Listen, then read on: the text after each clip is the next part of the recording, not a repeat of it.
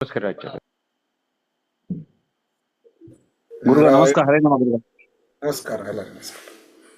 ನಾರಾಯಣಂ ನಿಖಿಲಪೂರ್ಣಗುಣೈಕದೇಹಂ ನಿರ್ದೋಷಮಾಪ್ಯತಮಪ್ಯಖಿಲೈಸುಭಕ್ತೈಃ ಅಸ್ಯೋದ್ಭವಾದಿದಮಶೇಷವಿಶೇಷತೋಪಿ ವಂದ್ಯಂ ಸದಾ ಪ್ರಿಯತಮಂ ಮಮ ಸನ್ನಮಾಮಿ. ಕೃಷ್ಣಾಯ ವಾಸುದೇವಾಯ ಹರಯೇ ಪರಮಾತ್ಮನೇ ಪ್ರಣತಃ ಕ್ಲೇಶನಾಶಾಯ ಗೋವಿಂದಾಯ ನಮೋ ನಮಃ. ಅಭ್ರಮಂ ಭಂಗರಹಿತಂ ಅಜಡಂ ವಿಮಲಂ ಸದಾ ಆನಂದತೀರ್ಥಮತುಳಂ ಭಜೇ ತಾಪತ್ರಯಾಪಹಂ. ಪೃಥ್ವೀಮಂಡಲಮಧ್ಯಸ್ಥಾಃ ಪೂರ್ವೋಧಮತಾನುಗಾಃ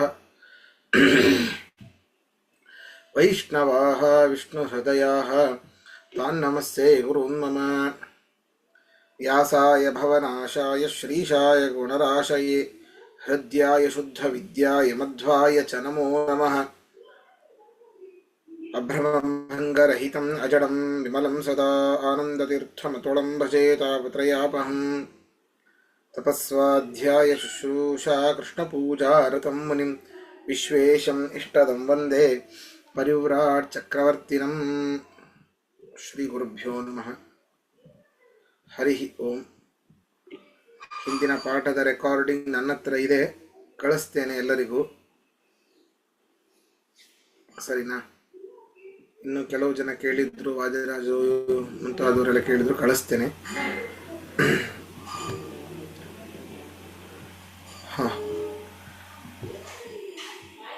ಎಲ್ಲಿ ತನಕ ಆಗಿತ್ತು ಅಂತಂದ್ರೆ, ಅಜಸ್ಯ ನಾಭೌ ಇತಿ ಯಸ್ಯ ನಾಭೇಃ ಅಭೂಚ್ಛ್ರುತೇಃ ಮುಷ್ಕರಂ ಲೋಕಸಾರಂ ತಸ್ಮೈ ತಮೋ ವ್ಯಸ್ತ ಸಮಸ್ತ ವಿಶ್ವವಿಭೂತಯೇ ವಿಷ್ಣವೇ ಲೋಕಕರ್ತ್ರೇ ಇತಿ ಸ್ಕಾಂದೆ. ಆ ಒಂದು ಪ್ಯಾರ ಸಂಪೂರ್ಣ ಆಗಿತ್ತು. ಸಮುದ್ರೇ ಅತಃ ನಾರಾಯಣ ಪ್ರಸಿದ್ಧತ್ವಾತ್ ಸೂಚಿತತ್ವಾಚ್ಚ ಅಸ್ಯ ಅರ್ಥಸ್ಯ ನ ಚ ವಿರೋಧೇ ಪ್ರಸಿದ್ಧಃ ಪರಿತ್ಯಜ್ಯತೆ. ಈ ಕುಂಭೃಣಿ ಸೂಕ್ತದಲ್ಲಿಯೂ ಕೂಡ ಲಕ್ಷ್ಮೀದೇವಿ ಹೇಳುವಂಥದ್ದು, ಯಂ ಕಾಮಯೇ ತಂ ತಮುಗ್ರಂ ಕೃಣೋಮಿ ತಂ ಬ್ರಹ್ಮಾಣಂ ತಂ ಋಷಿಂ ತಂ ಸುಮೇಧಾಂ. ನಾನು ಯಾರನ್ನ ಬಯಸ್ತೇನೋ ಅವನನ್ನ ಉಗ್ರನನ್ನಾಗಿ, ಅರ್ಥಾತ್ ಉಗ್ರ ಶಬ್ದ ವಾಚ್ಯ ರುದ್ರ, ರುದ್ರನನ್ನಾಗಿ ಮಾಡ್ತೇನೆ. ತಂ ಬ್ರಹ್ಮಾಣಂ, ನಾನು ಯಾರನ್ನ ಬ್ರಹ್ಮನನ್ನಾಗಿ ಮಾಡಬೇಕು ಅಂತ ಬಯಸ್ತೇನೋ ಅವನನ್ನ ಬ್ರಹ್ಮನನ್ನಾಗಿ, ಅದು ಅರ್ಥಾತ್ ಚತುರ್ಮುಖ ಬ್ರಹ್ಮನನ್ನಾಗಿ ಮಾಡ್ತೇನೆ. ತಂ ಋಷಿಂ, ಅಂಥವನನ್ನ ಋಷಿಯನ್ನಾಗಿ, ತಂ ಸುಮೇಧ, ಅಂತಹವನ್ನ ಜ್ಞಾನಿಯನ್ನಾಗಿ ನಾನು ಮಾಡ್ತೇನೆ ಅಂತ ಹೇಳಿ ಕೊನೆಗೆ, ಹಾಗಾದ್ರೆ ಬ್ರಹ್ಮರುದ್ರಾದಿಗಳ ಅವರವರ ಪದವಿಯನ್ನ ಎಲ್ಲರಿಗೂ ಕೊಡುವಂತಹ ಸಾಮರ್ಥ್ಯವುಳ್ಳವಳು ಲಕ್ಷ್ಮೀದೇವಿ. ಅಂತಹ ಲಕ್ಷ್ಮೀದೇವಿ ನನಗೆ ಕಾರಣನಾದವನು ಸಮುದ್ರದಲ್ಲಿ ಇದ್ದಾನೆ. ಮಮ ಯೋನಿಹಿ ಅಪ್ಸ್ವಂತಃ ಸಮುದ್ರೇ ಇತ್ಯಾಹ. ನನಗೆ ಕಾರಣನಾದವನು ಸಮುದ್ರದಲ್ಲಿ ಇದ್ದಾನೆ ಅಂತ ಹೇಳಿದ್ದ. ಹಾಗಾದ್ರೆ ಸಮುದ್ರದಲ್ಲಿ ಕ್ಷೀರಾಬ್ಧಿಶಾಹಿಯಾದವನು ಪರಮಾತ್ಮ, ಸಮುದ್ರ ಮಧ್ಯದಲ್ಲಿ ಇರುವವನು ಅವನೇ. ಹಾಗಾದ್ರೆ ಅವನೇ ನನಗೆ ಕಾರಣ, ಹಾಗಾದ್ರೆ ಅವನೇ ಸರ್ವೋತ್ತಮ ಅಂತ ಆಯ್ತು. ಉಗ್ರ ಅಂತ ಹೇಳಿದ್ರಿ, ಅಲ್ಲಿ ತಮ್ ಉಗ್ರಂ, ಬ್ರಹ್ಮ ಅಂದ್ರೆ ಗೊತ್ತಾಗ್ಬಿಡುತ್ತೆ, ಬ್ರಹ್ಮಾಣಂ ಅಂತ ಗೊತ್ತಾಗೋಗ್ಬಿಡುತ್ತೆ. ಉಗ್ರ ಅಂದ್ರೆ ಯಾರು, ಅದಕ್ಕೆ ಸ್ಪಷ್ಟನೆ ಕೊಡ್ತಾ ಇದ್ದಾರೆ ಆಚಾರ್ಯರು. ಉಗ್ರೋ ರುದ್ರ ಸಮುದ್ರೇ ಅತಃ ನಾರಾಯಣ ಪ್ರಸಿದ್ಧತ್ವಾತ್ ತತ್ ಸೂಚಿತತ್ವಾಚ್ಚ ಅಸ್ಯ ಅರ್ಥಸ್ಯ.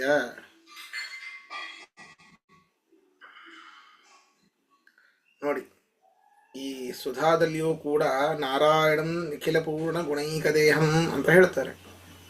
ಅಲ್ಲಿ ನಾರಾಯಣ ಶಬ್ದಕ್ಕೆ ಅನೇಕ ಅರ್ಥ ಹೇಳ್ತಾರೆ.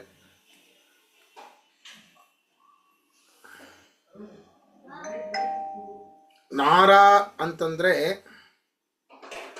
ಶಬ್ದಕ್ಕೆ ಅನೇಕ ಅರ್ಥ ಇದೆ. ಇಲ್ಲಿ ಬೇಕಾಗಿರುವಂಥದ್ದು ನೀರು ಅಂತ ಅರ್ಥ.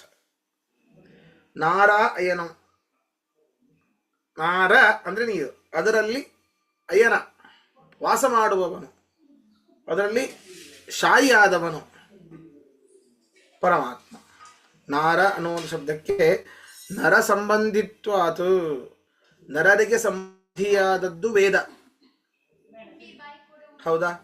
ಅದರಿಂದ ಮುಖ್ಯ ಪ್ರತಿಪಾದ್ಯನಾದವನು, ಅದಕ್ಕೆ ಆಶ್ರಯನಾದ, ಅರ್ಥಾತ್ ಅದರ ವೇದಗಳೇನು ಹೇಳ್ತಾ ಇವೆ ಅವುಗಳಿಗೆ ಆಶ್ರಯನಾದವನು, ಅರ್ಥಾತ್ ಪರಮ ಮುಖ್ಯತೆಯ ಯಾರನ್ನ ಪ್ರತಿಪಾದನೆ ಮಾಡ್ತಾ ಇದೆಯೋ ಅವನು ಅದಕ್ಕೆ ಆಶ್ರಯ ಅಂತ ಅರ್ಥ. ಹಾಗಾದ್ರೆ ನಾರ ಶಬ್ದಕ್ಕೆ ವೇದ ಅಂತ ಅರ್ಥ. ವೇದಗಳಿಂದ ಯಾರು ಮುಖ್ಯ ಪ್ರತಿಪಾದಿತನಾಗಿದ್ದವನು ಅವನು ನಾರಾಯಣ. ನರರಲ್ಲಿ ಯಾರು ಶ್ರೇಷ್ಠನೋ ಅವನು ನಾರ. ಯಾರು? ಮುಖ್ಯ ಪ್ರಾಣ. ಮುಖ್ಯ ಪ್ರಾಣನಿಗೆ ಆಶ್ರಯನಾದವನು ಅವನು ನಾರಾಯಣ. ಅರ ಅಂತಂದ್ರೆ ದೋಷ, ನ ಅರ ಅಂತಂದ್ರೆ ದೋಷರಹಿತನಾದವನು ಅಂತ ಅರ್ಥ.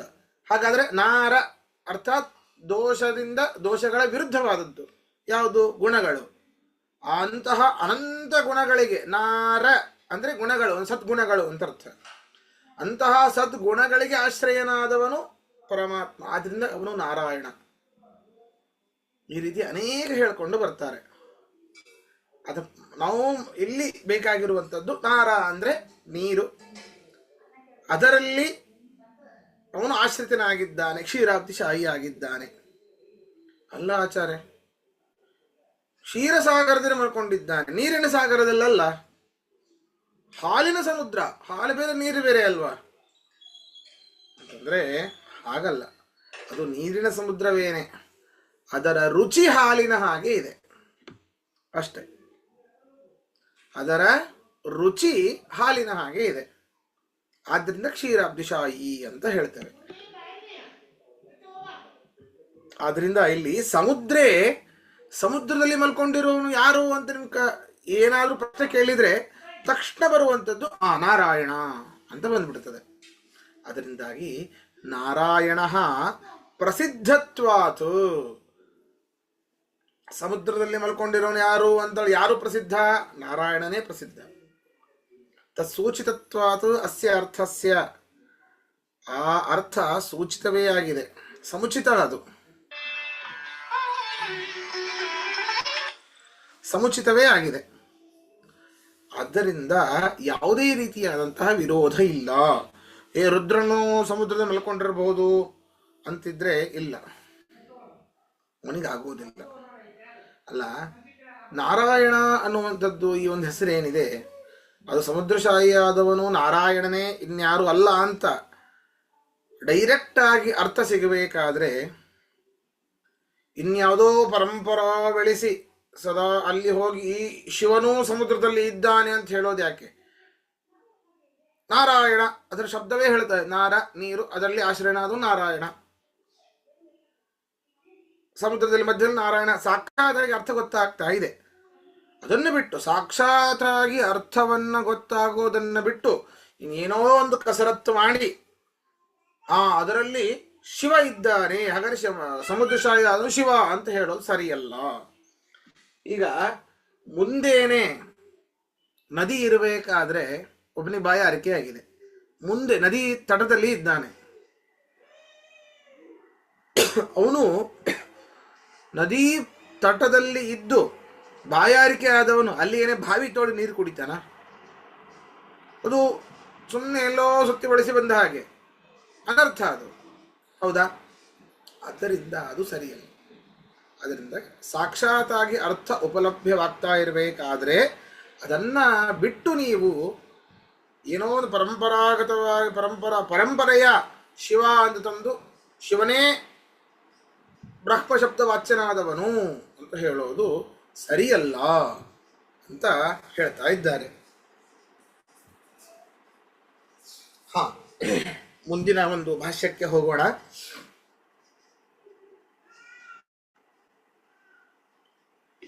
ಉಕ್ತ ನ್ಯಾಯೇನ ಹೇಳಬೇಕು ಎಲ್ಲರೂ. ಉಕ್ತ ನ್ಯಾಯೇನ ಚ ಶ್ರುತಯಃ ಏತಮೇವ ವದಂತಿ ವೇದೇ ರಾಮಾಯಣೇ ಚೈವ ಪುರಾಣೇ ಭಾರತೆ ತಥಾ.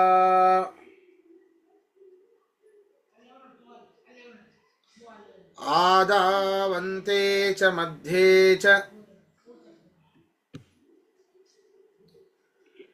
ವಿಷ್ಣು ಸರ್ವತ್ರ ಗೀಯತೆ. ನೋಡಿ, ಉಕ್ತ ನ್ಯಾಯದಿಂದಾಗಿ. ಏನು ಉಕ್ತ ನ್ಯಾಯ? ಮೇಲೆ ಅನೇಕ ಯುಕ್ತಿಗಳನ್ನು ಹೇಳಿದರು.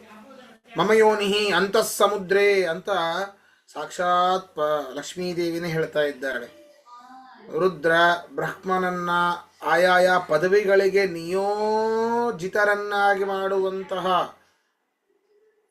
ಪ್ರಧಾನ ಸ್ತ್ರೀಯಾದಂತಹ ಲಕ್ಷ್ಮೀದೇವಿಯೇ ನನಗೆ ಕಾರಣನಾದವನು ಸಮುದ್ರದಲ್ಲಿದ್ದಾನೆ ಅಂತ ಈ ಸಮುದ್ರ ಯೋನಿತ್ವ, ಬ್ರಹ್ಮಶಬ್ದ ವಾಚ್ಯತ್ವ, ಈ ಅನೇಕ ನ್ಯಾಯಗಳು, ಈ ಯುಕ್ತಿಗಳಿಂದಾಗಿಯೂ ಕೂಡ ಬರೀ ಅವನೇ ನಾರಾಯಣ ತಿಳ್ಕೊಳ್ಳೋದು ಬೇಡ. ಸಾಕ್ಷಾತ್ ವೇದಗಳೇ ಹೇಳ್ತೇವೆ. ಶ್ರುತಯ ಏತಮೇವ ವದಂತಿ, ಏತಂ ಏವ ವದಂತಿ. ಇವರನ್ನೇ ಹೇಳ್ತವೆ ಶ್ರುತಿಗಳು, ವೇದಗಳು. ಏನಂತ? ವೇದೇ ರಾಮಾಯಣೇ ಚೈವ ಪುರಾಣೇ ಭಾರತೇ ತಥಾ. ವೇದದಲ್ಲಿ, ರಾಮಾಯಣದಲ್ಲಿ, ಅನೇಕ ಪುರಾಣಗಳಲ್ಲಿ, ಮಹಾಭಾರತಗಳಲ್ಲಿ ಎಲ್ಲಿ ಆದರೂ ತೆಗೀರಿ ನೀವು. ಸ್ಟಾರ್ಟಿಂಗ್ ತೆಗಿತಿರೋ ನಾರಾಯಣನ ಬಗ್ಗೆ ಹೇಳ್ತೇವೆ. ವೇದ ಆಗಲಿ, ರಾಮಾಯಣ ಆಗಲಿ, ಪುರಾಣ ಆಗಲಿ, ಮಹಾಭಾರತ ಆಗಲಿ. ಮಹಾಭಾರತವು ಪುರಾಣವೇನೆ. ಪುರಾಣೇ ಅಂತಂದರೆ ಪುರಾಣೇ ಭಾರತೆ ಅಂತರ್ಥ. ಪುರಾಣ ರೂಪವಾದ ಮಹಾಭಾರತ. 18 ಪುರಾಣ ಅಂತಲೂ ಇಟ್ಕೊಳ್ಬಹುದು ನಾವಿಲ್ಲಿ. ಹೌದಾ? ಇನ್ನುಳಿದ ಪುರಾಣಗಳಲ್ಲಿಯೂ ಕೂಡ ಪರಮಾತ್ಮನೇ ಪ್ರತಿಪಾದ್ಯನಾಗಿದ್ದಾನೆ. ಎಲ್ಲೆಲ್ಲಪ್ಪ? ಎಲ್ಲೋ ಒಂದು ಮೂಲೆಯಲ್ಲಿ ಪ್ರತಿಪಾದಿತನಾಗಿದ್ದಾನೋ? ಯಾವುದೋ ವೇದದಲ್ಲಿ ಕೊನೆಯ ಒಂದು ರುಕ್ಕಿನಲ್ಲಿ ಪ್ರತಿಪಾದಿತನಾಗಿದ್ದಾನಪ್ಪ, ಸಂಪೂರ್ಣ ವೇದದಲ್ಲಲ್ಲ. ಯಾವುದೋ ರಾಮಾಯಣದ ಒಂದು 10-15 ಶ್ಲೋಕಗಳಲ್ಲಿ ಅವನು ಪ್ರತಿಪಾದಿತನಾಗಿದ್ದಾನೆ. ವಾಲ್ಮೀಕಿ ಈ ರೀತಿ ಹೇಳಿದ್ದಾರೆ. ವೇದವ್ಯಾಸರು ಅಷ್ಟಾದಶ ಪುರಾಣಗಳಲ್ಲಿ ಈ ಸ್ವಲ್ಪ ಕೆಲವೊಂದು ಪುರಾಣಗಳಲ್ಲಿ ಹೇಳಿದ್ದಾರೆ. ಇಲ್ಲ, ಆದೌ ಅಂತೇಚ ಮಧ್ಯೇಚ, ಆದಾವಂತೇಚ ಮಧ್ಯೇಚ, ಆದಿಯಲ್ಲಿ, ಅಂತ್ಯದಲ್ಲಿ, ಮಧ್ಯದಲ್ಲಿ. ವಿಷ್ಣು ಸರ್ವತ್ರ ಗೀಯತೆ.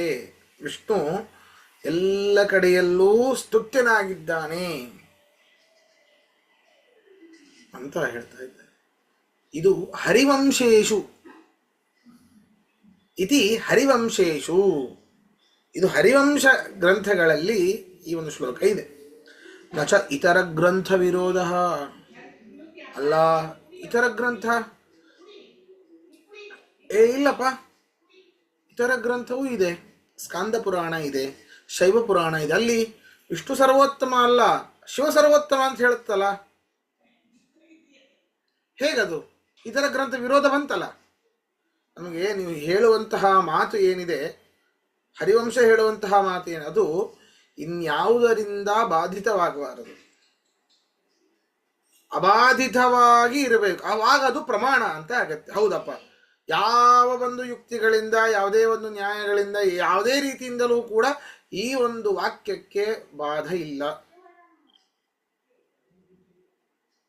ಅಂತಂದ್ರೆ ಆವಾಗ ವೇದದಲ್ಲಿ, ರಾಮಾಯಣದಲ್ಲಿ, ಅಷ್ಟಾದಶ ಪುರಾಣಗಳಲ್ಲಿ ಪರಮಾತ್ಮ ವಿಷ್ಣುವೇನೇ ಆದಿಯಲ್ಲಿ, ಮಧ್ಯದಲ್ಲಿ, ಅಂತ್ಯದಲ್ಲಿ ಸರ್ವತ್ರ ಸ್ತುತ್ಯನಾಗಿದ್ದಾನೆ ಅಂತ ಹೇಳಬಹುದು. ಆದರೆ ಇತರ ಗ್ರಂಥಗಳ ವಿರೋಧ ಬರುತ್ತದೆ. ಶೈವ ಪುರಾಣ, ಸ್ಕಾಂದ ಪುರಾಣ ಇದೆ, ಇಲ್ಲಿ ಶಿವ ಸರ್ವೋತ್ತಮ ಅಂತ ಹೇಳುತ್ತಾನೆ ಅಂತಂದ್ರೆ ಬರೋದಿಲ್ಲ.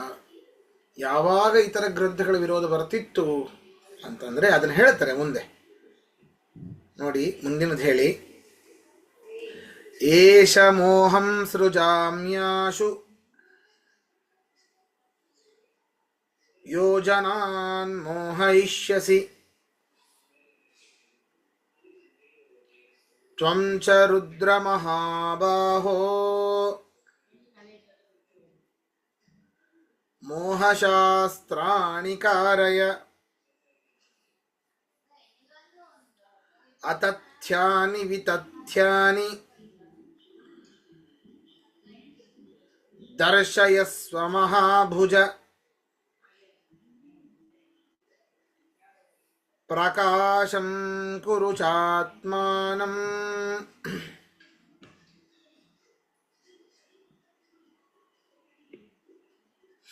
ಅಪ್ರಕಾಶಂ ಚ ಮಾಂ ಕುರು.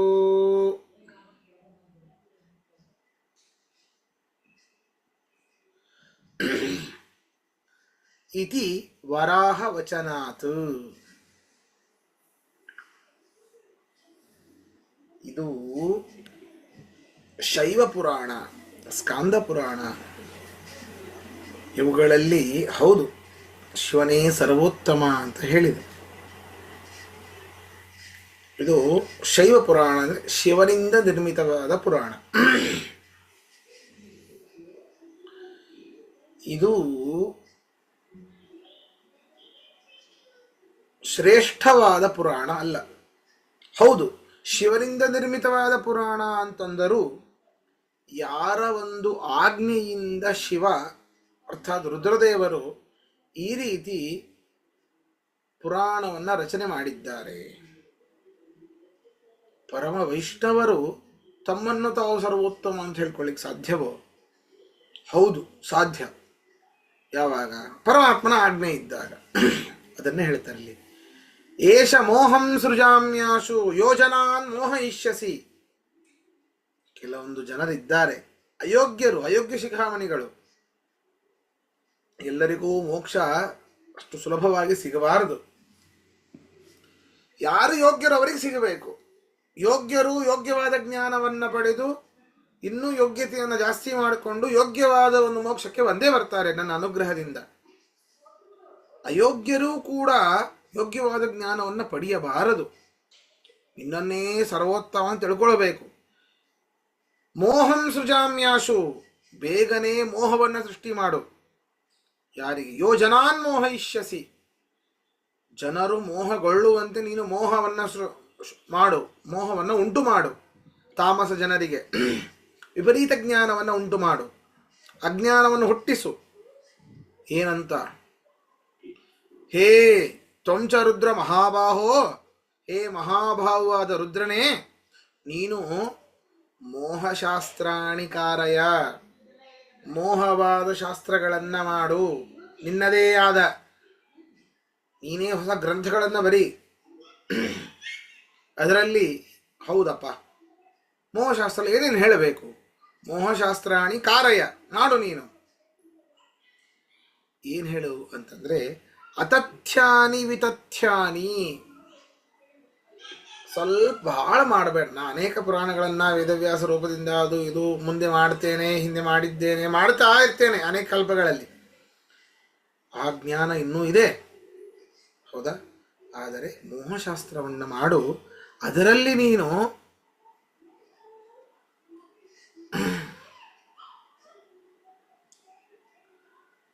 ಏನು ಹೇಳುವಂತ? ಅತಥ್ಯಾನಿ, ಸುಳ್ಳಾದ ಹೇತುಗಳನ್ನು, ಸುಳ್ಳಾದ ಪ್ರಮಾಣಗಳನ್ನು ಕೊಡು.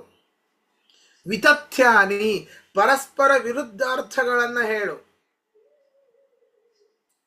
ಭಾರತದಲ್ಲಿ ಎಷ್ಟಾದ ಪುರಾಣಗಳು ಏನು ಹೇಳಿದೆ ಅದನ್ನು ಹೇಳಬೇಡ, ಸಂಪೂರ್ಣ ವಿರುದ್ಧವಾದದ್ದನ್ನೇ ಹೇಳು. ಅಷ್ಟೇ ಅಲ್ಲ, ಪ್ರಕಾಶಂ ಕುರು ಚಾತ್ಮಾನಂ ಅಪ್ರಕಾಶಂ ಚ ಮಾಂ ಕುರು. ನಿನ್ನನ್ನು ನೀನು ಪ್ರಕಾಶಗೊಳಿಸು, ಅರ್ಥಾತ್ ನೀನೇ ಸರ್ವೋತ್ತಮ ಅಂತ ಹೇಳು. ಪ್ರಕಾಶಂ ಕುರು ಚಾತ್ಮಾನಂ ಅಪ್ರಕಾಶಂ ಚ ಮಾಂ ಕುರು. ನನ್ನನ್ನು ಸರ್ವೋತ್ತಮ ಅಂತ ಹೇಳಬೇಡ. ಈ ಎಲ್ಲ ಶೈವ ಪುರಾಣ ಸ್ಕಾಂದ ಪುರಾಣದ ಫಾಲೋವರ್ಸೇ ಆ ಓಂ ಶಾಂತಿ ಅನ್ನುವಂಥವರು ಬಹಳ ಬಹಳ ಫಾಲೋ ಮಾಡ್ತಾರೆ ಅದನ್ನ.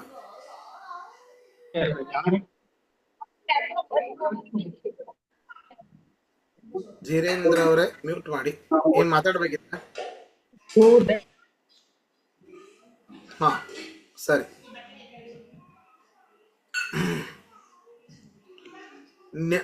ನಿನ್ನನ್ನು ನೀನು ಪ್ರಕಟಗೊಳಿಸಿಕೋ. ನಿನ್ನ ಗ್ರಂಥ ನಾನೇ ಸರ್ವೋತ್ತಮ, ನೀನೇ ಅರ್ಥಾತ್ ನಿನ್ನ ನೀನೇ ಶಿವನೇ ಸರ್ವೋತ್ತಮ ಅಂತ ಹೇಳು. ನಾನು ಅಧಮ ಅಂತ ಹೇಳು. ನನ್ನ ಸಮಾನ ಅಥವಾ ನಿನ್ನ ಸಮಾನ ಅಂತ ಹೇಳು. ಈ ರೀತಿ ಪ್ರಕಾಶಂ ಕುರು ಚಾತ್ಮಾನಂ ಅಪ್ರಕಾಶಂ ಚ ಮಾಂ ಕುರು ಇತಿ ವರಾಹ ವಚನಾತ್. ವರಾಹದೇವರ ಮಾತಿನ ಅನುಸಾರವಾಗಿ ಈ ಎಲ್ಲ ಶಾಸ್ತ್ರಗಳು, ಶೈವ ಪುರಾಣ ಸ್ಕಾಂದ ಇತ್ಯಾದಿಗಳು ಮೋಹಕ ಶಾಸ್ತ್ರ. ಜ್ಞಾನವನ್ನು ಕೊಡುವಂತಹ, ಸಜ್ಞಾನವನ್ನು ಕೊಡುವಂತಹ ಶಾಸ್ತ್ರ ಅಲ್ಲ ಅದು. ಅನೇಕರಲ್ಲಿ ದಧೀಚಿ, ಬೃಹಸ್ಪತಿ, ಕಣಾದ ಅನೇಕ ಋಷಿಗಳಿಂದ ಅನೇಕ ಶಾಸ್ತ್ರಗಳನ್ನು ಬರೆಸಿದ್ದಾರೆ. ಅನೇಕ ಸ್ಮೃತಿಗಳನ್ನೂ ಕೂಡ ಶಿವನೇನೆ ಅವರಲ್ಲಿ ಆದಿಷ್ಟು ಕೆಲವೊಂದು ಶಾಸ್ತ್ರಗಳನ್ನು ಅವನೇ ಸಾಕ್ಷಾತ್ತಾಗಿ ಮಾಡಿದ್ದಾರೆ ರುದ್ರದೇವರು. ಇನ್ನು ಕೆಲವೊಂದು ಇತರ ಋಷಿಗಳಲ್ಲಿ ಆವಿಷ್ಠರಾಗಿ ಅವರಿಗೆ ಮೋಹ ಬರುವ ಹಾಗೆ ಅವರಿಂದ ಅನೇಕ ಶಾಸ್ತ್ರಗಳನ್ನು ಸ್ಮೃತಿಗಳನ್ನು ಬರೆಸಿದ್ದಾರೆ. ಈ ರೀತಿ ನೀನು ಮಾಡು ಅಂತ ಯಾರನ್ನ ವರಾಹದೇವರ ಮಾತಿನಿಂದಾಗಿ ಅವರು ಮೋಹಕ ಶಾಸ್ತ್ರವನ್ನು ಮಾಡಿದ್ದಾರೆ. ಆದ್ದರಿಂದ ಇದು ಮೋಹಕ ಶಾಸ್ತ್ರ. ಮೋಹಕ ಶಾಸ್ತ್ರದಲ್ಲಿ ಶಿವ ಸರ್ವೋತ್ತಮ ಅಂತ ಹೇಳಿದ್ದಾನೆ ಅಂತಂದ್ರೆ ಅದಕ್ಕೆ ಇದು ಸಮಾನವೇ ಅಲ್ಲ, ಅತ್ಯಂತ ಅಧಮ. ಯಾವತ್ತಲೂ ಬಾಧ ಬರಬೇಕು ಅಂದರೆ ಇದೂ ಕೂಡ ಪ್ರಬಲವಾಗಿರಬೇಕು. ಇನ್ನೊಂದು ಪ್ರಮಾಣದಿಂದಾಗಿ ಇದು ಈ ಒಂದು ಪ್ರಮಾಣ ಬಾಧಿತವಾಗ್ತಾ ಇದೆ ಅಂತಂದ್ರೆ ಆ ಒಂದು ಪ್ರಮಾಣ ಸಬಲವಾಗಿರಬೇಕು. ಆವಾಗ ಸಬಲ ಅರ್ಥಾತ್ ಸಮಾನ ಬಲವಾಗಿರಬೇಕು, ಸಮಾನತೆ ಇರಬೇಕು. ಈ ಶೈವ ಪುರಾಣದಲ್ಲಿ ಸಮಾನತೆಯೇ ಇಲ್ಲ. ಮೋಹಕ ಶಾಸ್ತ್ರ, ಜ್ಞಾನವನ್ನು ಕೊಡುವಂಥ ಶಾಸ್ತ್ರ ಅಲ್ಲ ಅದು. ಆದ್ದರಿಂದ ಜ್ಞಾನವನ್ನು ಕೊಡುವಂತಹ ಈ ರಾಮಾಯಣ, ಮಹಾಭಾರತ, ಅಷ್ಟಾದಶ ಪುರಾಣ ಏನೇನಿವೆ, ವೇದ, ಅದರಲ್ಲಿ ಏನು ಹೇಳಿದ್ದೆ? ವಿಷ್ಣುವೇ ಸರ್ವೋತ್ತಮ, ಆದಿಯಲ್ಲಿ, ಮಧ್ಯದಲ್ಲಿ, ಅಂತ್ಯದಲ್ಲಿ ವಿಷ್ಣುವೇ ಸರ್ವೋತ್ತಮ ಅಂತ ಹೇಳಿದೆ. ಅದರಲ್ಲಿ ಏನಾದರೂ ಅಥವಾ ಈ 18 ಪುರಾಣಗಳಲ್ಲಿ ಏನೇ ಇನ್ನೊಂದು ಈ ಒಂದು ಪುರಾಣಗಳಲ್ಲಿ ಈ ರೀತಿ ಇದೆ, ಈ ಇಷ್ಟು ಪುರಾಣಗಳಲ್ಲಿ ವೇದದಲ್ಲಿ ಶಿವನೇ ಸರ್ವೋತ್ತಮ ಅಂತ ಎಲ್ಲಾದರೂ ಹೇಳಿದ್ದರೆ ಆವಾಗ ಸಮಾನ ಪ್ರಮಾಣ ಬರ್ತಿತ್ತು. ಹೌದು, ಈ ಒಂದು ಮಾತು ತಪ್ಪು ಅಂತ ಆಗ್ತಿತ್ತು. ಇದು ಮೋಹಕ, ಸಮಾನವೇ ಅಲ್ಲ. ಅದರಿಂದಾಗಿ ಇದು ಅದನ್ನ ಬಾಧಿಸುತ್ತೆ ಅಂತ ಹೇಳಿಕ್ ಬರೋದಿಲ್ಲ ಅಂತ ಹೇಳ್ತಾ ಇದ್ದಾರೆ. ಹೌದಪ್ಪ, ಈಗ ಶೈವ ಪುರಾಣ ಅಂತಾನೆ ಇಟ್ಕೊಳ್ಳೋಣ. ಈ ಹಾಗಾದ್ರೆ ಶೈವ ಪುರಾಣದಲ್ಲಿ ಕೆಲವೊಂದು ಮಾತು ಬರುತ್ತೆ. ಶೈವದಲ್ಲಿ ಸ್ಕಾಂದ ಪುರಾಣಗಳಲ್ಲಿ ಏನಂತ ನೋಡಿ, ಶೈವೇ ಚ ಸ್ಕಾಂದೇ ಹೇಳಬೇಕೆಲ್ಲರೂ. ಶ್ವಪಚಾದಪಿ ಕಷ್ಟತ್ವಂ ಬ್ರಹ್ಮೇಶಾನಾದಯಃ ಸುರಾ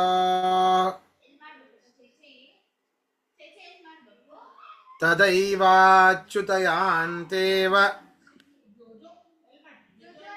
ಯದೈವ ತ್ವಂ ಪರಾಂಗುಖಃ.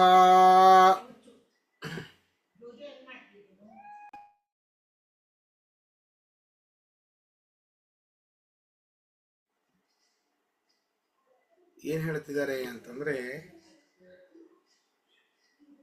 ಶ್ವಪಚಾದಪಿ ಕಷ್ಟತ್ವಂ ಬ್ರಹ್ಮೇಶಾನಾದಯಃ ಸುರಾಹ. ಬ್ರಹ್ಮ, ರುದ್ರ ಮೊದಲಾದ ಎಲ್ಲ ದೇವತೆಗಳು ಕೂಡ ಬಹಳ ಬಹಳ ಕಷ್ಟ ಬರುತ್ತಂತೆ ಅವರಿಗೆ. ಯಾವ ರೀತಿಯಿಂದ ಕಷ್ಟ ಅಂತಂದ್ರೆ, ಶ್ವಪಚಾದಪಿ ನಾಯಿಯನ್ನ ಬೇಯಿಸಿ ತಿನ್ನುವಂತಹ ಆ ಒಂದು ಶ್ವಪಚ ಏನಿದ್ದಾನೆ, ದೌರ್ಭಾಗ್ಯ, ಅಷ್ಟು ದುರ್ಭಾಗ್ಯವನು. ಹೌದಾ? ಅಂತಹ ಆ ಒಬ್ಬ ವ್ಯಕ್ತಿ ಏನಿದ್ದಾನೆ ಅವನಿಗಿಂತಲೂ ಕೂಡ ನಿರ್ಭಾಗ್ಯನಾದ ಆ ಒಬ್ಬ ವ್ಯಕ್ತಿಗಿಂತಲೂ ಕೂಡ ಬಹಳ ಬಹಳ ಕಷ್ಟವನ್ನು ಪಡ್ತಾರಂತೆ. ಯಾರು? ಬ್ರಹ್ಮದೇವರು, ರುದ್ರದೇವರು ಮೊದಲಾದ ಇಂದ್ರಾದಿ ದೇವತೆಗಳು. ಯಾಕೆ ಅಂತಂದ್ರೆ, ತದೈವ ಅಚ್ಯುತಯಾಂತೇವ ಯದೈವ ತ್ವಂ ಪರಾಂಗುಖಃ. ಯಾವಾಗ ಅಚ್ಯುತನ ಒಂದು ದಯೆಯಿಂದ ಪರಾಂಗುಖರಾಗ್ತಾರೋ, ವಿಮುಖನಾಗ್ತಾರೋ, ಅಚ್ಯುತ ಅವರನ್ನ ಸಂರಕ್ಷಣೆ ಮಾಡದೇ ಹೋದ್ರೆ, ಅರ್ಥಾತ್ ಅವರ ಮೇಲೆ ಕೃಪೆಯನ್ನ ತೋರದೆ ಹೋದ್ರೆ ಇವನಿಗಿಂತಲೂ ಕೂಡ ಅತ್ಯಂತ ಕಷ್ಟ, ಶ್ವಪಚನಿಗಿಂತಲೂ ಕೂಡ ಅತ್ಯಂತ ಕಷ್ಟ ಬ್ರಹ್ಮರುದ್ರಾದಿ ದೇವತೆಗಳಿಗೆ ಬರ್ತದೆ ಅಂತ ಬ್ರಹ್ಮ ವೈವರ್ತದಲ್ಲಿ ಬ್ರಾಹ್ಮ ಅಂದ್ರೆ ಬ್ರಹ್ಮಾಂಡ ಪುರಾಣದಲ್ಲಿ ಹೇಳ್ತಾರೆ. ಅದಕ್ಕೆ ಇದು ಆ ಒಂದು ಮೋಹಕ ಶಾಸ್ತ್ರವಾದ ಈ ಕೆಲವೊಂದು ಪುರಾಣಗಳಲ್ಲಿಯೂ ಕೂಡ ಬರೋದುಂಟು. ಏನಂತ? ಹಾಗಾದರೆ ಬ್ರಹ್ಮರುದ್ರಾದಿ ದೇವತೆಗಳಿಗೂ ಎಷ್ಟು ಕಷ್ಟ ಬರ್ತದೆ ಹರಿಯ ಅನುಗ್ರಹದಿಂದ ವಿಮುಖರಾದರೆ ಅಂತಂದರೆ, ಅಲ್ಲಿಯೂ ಕೂಡ ಹರಿ ಸರ್ವೋತ್ತಮ ಅಂತ ಪ್ರತಿಪಾದನೆ ಮಾಡ್ತಾ ಇದೆ ಕೆಲವೊಮ್ಮೆ. ಈ ತಾತ್ಪರ್ಯ ನಿರ್ಣಯದಲ್ಲೂ ಕೂಡ ಈ ಶ್ಲೋಕ ಬರ್ತದೆ. ಆಚಾರ್ಯರು ಹೇಳ್ತಾರೆ, ಈ ತ್ವಂಚ ರುದ್ರ ಮಹಾವಾಹೋ ಮೋಹಶಾಸ್ತ್ರಾಣಿಕಾರಯ ಆದ ಮೇಲೂ ಕೂಡ ಗಣಪತಿಯನ್ನ ಕರೆದು ಸಾಕ್ಷಾತ್ ರುದ್ರದೇವರೇ ತನ್ನ ಮಗನನ್ನ ತೊಡೆಯ ಮೇಲೆ ಕೂಡಿಸಿಕೊಂಡು ಹೇಳ್ತಾರೆ, ನೀನು ಈ ಶಾಸ್ತ್ರವನ್ನು ಓದಬೇಡ, ನಾನು ಮಾಡಿದ ಶಾಸ್ತ್ರವನ್ನು ಓದಬೇಡ, ನಾನು ಹೇಳಿದ್ದು ಸುಳ್ಳು, ನಾನು ಹೇಳಿದ್ದು ಸುಳ್ಳು. ಕೆಲವೊಬ್ರು ಪ್ರತಿಪಾದನೆ ಮಾಡ್ತಾರೆ, ಸಾಕ್ಷಾತ್ ರುದ್ರದೇವರೇ ಹೇಳಿದ ಮೇಲೆ, ನಾನೇ ಸರ್ವೋತ್ತಮ ಅಂತ ಹೇಳಿದ ಮೇಲೆ ಇನ್ನೇನು ಅಂತೆ. ನೋಡಿ, ತಂದೆ ಮತ್ತು ಮಗನ ಸಂವಾದ ರೂಪವಾಗಿ ಒಂದು ಇದೆ, ಅದನ್ನ ಹೇಳ್ತಾರಲ್ಲಿ, ನೀನು ಈ ಶಾಸ್ತ್ರವನ್ನು ಓದಬೇಡ, ಅದರಲ್ಲಿ ನಾನು ಹೇಳಿದ್ದು ಎಲ್ಲ ಸುಳ್ಳು, ಬರೀ ಹರಿಯ ಅನುಜ್ಞೆಯಿಂದಾಗಿ ನಾನು ಹೇಳಿದ್ದೆ ಅಷ್ಟೆ, ಸರ್ವೋತ್ತಮ ಹರಿಯೇನೆ, ನಾನಲ್ಲ. ವಿಚಾರ ಮಾಡಿ, ತಂದೆ ಯಾವತ್ತಾದರೂ ಮಕ್ಕಳಿಗೆ ತಪ್ಪು ತಿಳುವಳಿಕೆಯನ್ನು ಹೇಳಿಕೊಟ್ಟಾನ? ಇಲ್ಲ. ಪರಮ ಆಪ್ತ ತಂದೆ ಮಗನಿಗೆ, ಪರಮ ಆಪ್ತನಾದವನು ಎಂದೂ ಕೂಡ ಸರ್ವಥಾ ಸುಳ್ಳನ್ನ ಹೇಳೋದಿಲ್ಲ. ಒಂದು ವೇಳೆ ಸುಳ್ಳನ್ನು ಹೇಳಿದರೆ ಅವನು ಪರಮ ಆಪ್ತನೇ ಅಲ್ಲ. ಅದರಲ್ಲೂ ತಂದೆ ಮತ್ತು ಮಗನ ಸಂಬಂಧ ಬಹಳ ಗಟ್ಟಿಯಾದದ್ದು, ಅಲ್ಲಿ ಸುಳ್ಳು ಒಂದು ಬರ್ಲಿಕ್ಕೆ ಸಾಧ್ಯವೇ ಇಲ್ಲ. ಮಗ ಆವಾಗವಾಗ ಸುಳ್ಳು ಹೇಳ್ತಿರ್ಬೋದು, ಆದರೆ ತಂದೆ ಅವನಿಗೆ ಹಿತೋಪದೇಶ ಮಾಡಬೇಕಾದ್ರೆ ಸುಳ್ಳು ಹೇಳಿಕ್ಕೆ ಸಾಧ್ಯವೇ ಇಲ್ಲ. ಅಲ್ಲೊಂದು ಆಚಾರ್ಯರು ಶ್ಲೋಕವನ್ನು ಹೇಳ್ತಾರೆ, ಅದನ್ನು ನೆನಪಾಗ್ತಿಲ್ಲ ನನಗೆ, ಇದು ಆದ ತಕ್ಷಣವೇನೇ ಬರ್ತದೆ. ಈ ಮಹಾಭಾರತ 10ನೇ ಪಾಠ ಆಗೋರಿಗೆ ಗೊತ್ತಿರಬಹುದು, ಇದು ಒಂದು ಟಾಪಿಕ್ ಬಂದಿತ್ತು ಅಂತ ಅನಿಸುತ್ತೆ, ಬಂದಿರುತ್ತೆ ಪಕ್ಕ, ಅದರಲ್ಲಿ ಬರುತ್ತೆ. ಅದರಲ್ಲಿ ಈ ರೀತಿ ಸಾಕ್ಷಾತ್ ರುದ್ರದೇವರೇ ತನ್ನ ಮಗನಿಗೆ ಹೇಳ್ತಾ ಇರಬೇಕಾದ್ರೆ ಇದು ಸುಳ್ಳಾಗಲಿಕ್ಕೆ ಸಾಧ್ಯ ಇಲ್ಲ. ಹಾಗಾದ್ರೆ ಅಲ್ಲಿ ಹೇಳಿದ್ದು, ಆ ಪುರಾಣದಲ್ಲಿ ಹೇಳಿದ್ದು ಸುಳ್ಳು ಅನ್ನೋದನ್ನ ಪ್ರತಿಪಾದನೆ ಮಾಡ್ತಾರೆ. ಇಲ್ಲಿ ಹರಿಯ ಅನುಗ್ರಹದಿಂದ ವಿಮುಖರಾದವರು ಬ್ರಹ್ಮನೇ ಆಗಿರಲಿ, ರುದ್ರನೇ ಆಗಿರಲಿ, ಇಂದ್ರಾದಿ ದೇವತೆಗಳೇ ಆಗಿರಲಿ, ಅವರಿಗೆ ಸ್ವಪಚನಿಗಿಂತಲೂ ಕೂಡ ಕಷ್ಟ ಬರ್ತದೆ ಅಂತ ಹೇಳ್ತಾರೆ. ನಾಹಂ ನ ಚ ಶಿವೋನ್ನೇಚ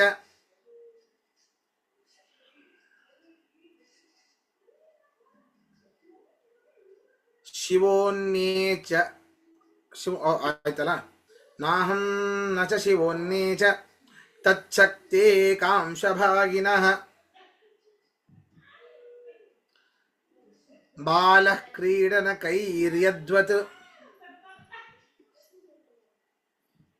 ಕ್ರೀಡತೆ ಸ್ಮಾಭಿರಚ್ಯುತಃ. ರುದ್ರದೇವರು ಹೇಳ್ತಾರೆ, ರುದ್ರದೇವರು ನೋಡಿ, ಇದು ಕ್ಷಮಿಸಿ, ಈ ಶೈವದಲ್ಲಿ ಸ್ಕಾಂದದಲ್ಲಿ ಈ ಬರುವಂಥದ್ದು, ಶೈವಪುರಾಣದಲ್ಲಿ ಸ್ವಪಚಾದಪಿ ಕಷ್ಟತ್ವ ಆ ಶ್ಲೋಕ ಶೈವಪುರಾಣದಲ್ಲಿ, ಬ್ರಾಹ್ಮ ಪುರಾಣದಲ್ಲಿ ಬ್ರಹ್ಮವಿವರ್ತ ಪುರಾಣದಲ್ಲಿ ಬರುವಂತಹ ಈ ಶ್ಲೋಕ ನೋಡಿ, ರುದ್ರದೇವರೇ ಹೇಳ್ತಾರೆ, ನಾಹಂ ನಚ ಶಿವೋನ್ನೇಚ, ಶಿವನೇ ಆಗಿರಲಿ ಬ್ರಹ್ಮನೇ ಆಗಿರಲಿ, ತಚ್ಛಕ್ತೇ ಕಾಂಶಭಾಗಿನಃ, ಪರಮಾತ್ಮನ ಒಂದು ಅಂಶದ ಶಕ್ತಿ ಕೂಡ ನಮಗಿಲ್ಲ. ಅನಂತ ಶಕ್ತಿಯವನು, ಸಾಗರ ಅವನು, ಅವನ ಒಂದು ಅಂಶದ ಶಕ್ತಿಯೂ ಕೂಡ ನಮ್ಮಲ್ಲಿ ಇಲ್ಲ, ಯಾರಲ್ಲೂ ಇಲ್ಲ. ನಮ್ಮನ್ನ ಹೇಗೆ ಆಡಿಸ್ತಾನೆ ಗೊತ್ತಾ ದೇವರು? ಬಾಲಃ ಕ್ರೀಡನಕೈಹಿ ಯದ್ವತ್ ಕ್ರೀಡತೆ ಅಸ್ಮಾಭಿಹಿ. ಹೇಗೆ ಒಂದು ಸಣ್ಣ ಕೂಸು ಆಟಿಕೆಯ ಸಾಮಾನುಗಳನ್ನ ಹೇಗೆ ಹಿಡ್ಕೊಂಡು ಹೀಗೆ ಹಿಂದೆ ಮುಂದೆ ಮೇಲೆ ಎತ್ತೊಗೆಯೋದು ಮಾಡ್ತದೋ, ಕ್ರೀಡನಕೈಹಿ ಬಾಲಃ ಯಥಾ ಕ್ರೀಡತೆ ಯದ್ವತ್ ಕ್ರೀಡತೆ ತಥಾ ಅಸ್ಮಾಭಿಃ ಅಚ್ಯುತಃ ಕ್ರೀಡತೆ. ಆ ರೀತಿ ನಮ್ಮೊಂದಿಗೆ ಪರಮಾತ್ಮ ಆಟ ಆಡ್ತಾನೆ. ಬೇಕಾ ಹಾಗಾದ್ರೆ? ಇನ್ನೇನು ಬೇಕು? ಅಂದ್ರೆ ನಾವು ಎಷ್ಟು ಅಸ್ವತಂತ್ರರು, ಅಶಕ್ತರು ಅನ್ನುವಂಥದ್ದನ್ನು ಸಾಕ್ಷಾತ್ ರುದ್ರದೇವರು ಹೇಳಿದ್ದಾರೆ. ರುದ್ರದೇವರೇ ಯಾರು ನಾನೇ ಸರ್ವೋತ್ತಮ ಅಂತ ಹೇಳಿದ್ದರೋ ಅವರೇನೆ ನಾನೇ ಅವನ ಅಧೀನ, ಅಸ್ವತಂತ್ರ ನಾನು ಅಂತ ರುದ್ರದೇವರೇ ಹೇಳಿದ್ದಾರೆ ಇದರಲ್ಲಿ ಅಂತ.